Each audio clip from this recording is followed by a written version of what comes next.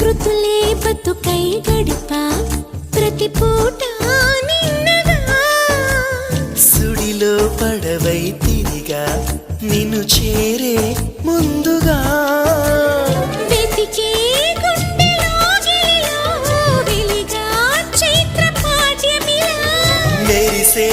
కంటి పాపలలో వెలిసా నిత్య పౌర్ణమిలా ఎందుకిలా అల్లినదో వన్నెల వెన్నెల కాంతివల ఎవరో ఎవరో